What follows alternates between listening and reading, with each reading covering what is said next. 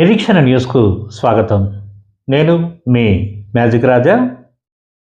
NTPC ప్రభావిత ప్రాంతాల అభివృద్ధి ఆ సంస్థ బాధ్యతేనని రామగుండం నగర మేయర్ మహంకాళి స్వామి అన్నారు. సోమవారం 32వ డివిజన్ అన్నపూర్ణ కాలనీలో స్థానిక కార్పొరేటర్ తోట మమతా కుమార్తో కలిసి వార్డు పర్యటించి కాల్వల్లో పూడిక తొలగింపు, రోడ్డుకు అడ్డంగా ఉన్న చెట్ల తొలగింపు పనులను పరిశీలించారు. ఈ సందర్భంగా ఆయన మాట్లాడుతూ, గతంలో ఎన్టీపీసీ సిఎస్ఆర్ నిధులు ఇతర ప్రాంతాలకు మళ్లినా అప్పటి పాలకులు పట్టించుకోకపోవడంతో డివిజన్లో కనీస మౌలిక వసతులు కూడా లేకుండా పోయాయని విమర్శించారు. ఎమ్మెల్యేగా రాజ్ ఠాకూర్ ఎన్నికైన తర్వాత సిఎస్ఆర్ నిధులు స్థానిక అభివృద్ధికే వినియోగించేలా చర్యలు తీసుకుంటున్నామని తెలిపారు. వార్డు పర్యటనలో గుర్తించిన సమస్యలను దశల వారీగా పరిష్కరించి ప్రాంతాన్ని పరిశుభ్రంగా, సుందరంగా తీర్చిదిద్దుతామని చెప్పారు. వర్షాకాలంలో ప్రజలు పరిసరాలను పరిశుభ్రంగా ఉంచి చెత్తను స్వచ్ఛ ఆటోకే అప్పగించాలని సూచించారు. ఈ కార్యక్రమంలో నగరపాలక సంస్థ assistant commissioner Sampath Kumar, TPO Naveen, AE Tejaswini, RI Kaja, junior assistant Chandra Reddy, MEPMA CO Swetha తదితరులు పాల్గొన్నారు.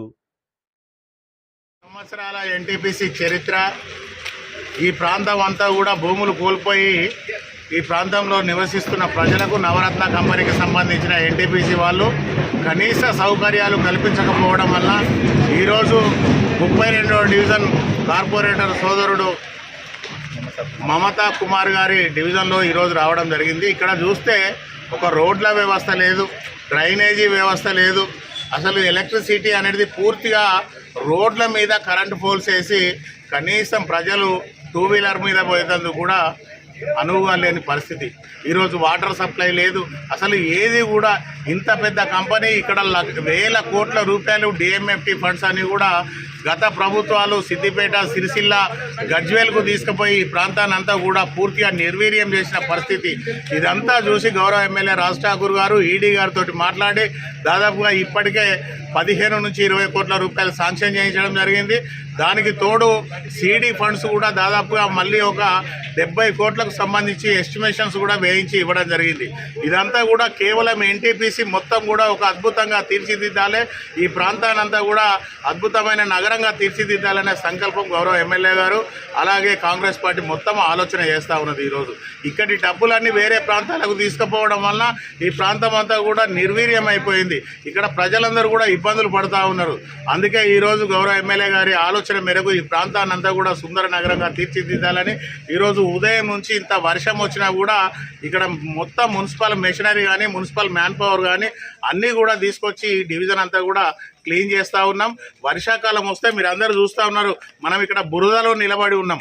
50 సంవత్సరాల ఎన్టీపీసీ చరిత్రలో కనీసం రోడ్లు, డ్రైన్లు కూడా కట్టలేదంటే ఈ ఎన్టీపీసీ వాళ్ళకి ఎంత చిత్తశుద్ధి ఉన్నదో ఇక్కడ ప్రజల మీద ఆలోచన చేయవలసిన అవసరం ఉందనేది ఈ సందర్భంగా తెలియజేస్తాను. ప్రజలందరూ కూడా సహకరించండి. ఈరోజు మున్సిపాలిటీ మొత్తం మున్సిపల్కు సంబంధించిన మా డ్రైన్ క్లీనర్లు కానీ, మా మహిళా సోదరిమణులు కానీ అందరూ కూడా ఈరోజు ఇక్కడికి వచ్చి మీ వార్డ్ అంతా క్లీన్ చేస్తూ ఉన్నారు.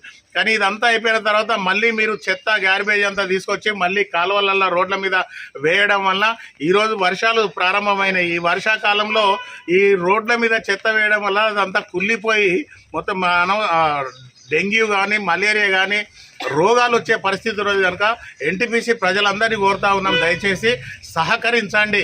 మున్సిపల్ నుంచి ట్రాలీ కానీ, ట్రాక్టర్ కానీ వస్తుంది. ఆ వచ్చే ట్రాలీకి కానీ, ట్రాక్టర్కి కానీ ఆ గ్యార్బేజ్ ఇచ్చినట్టయితే ఈ ప్రాంతంలో ఎలాంటి రోగాల బారిన పడకుండా ప్రజలందరూ సుఖంగా, సంతోషంగా ఉండే అవకాశం ఉంటుంది. కనుక ఆ దిశగా ఆలోచన చేసి మున్సిపాలిటీకి సహకరించవలసిందిగా కోరుతా ఉన్నాం. ధన్యవాదాలు. మన నిరీక్షణ న్యూస్ను వాచ్ చేయండి, లైక్ చేయండి, సబ్స్క్రైబ్ చేయండి, మీ మిత్రులకు షేర్ చేయండి.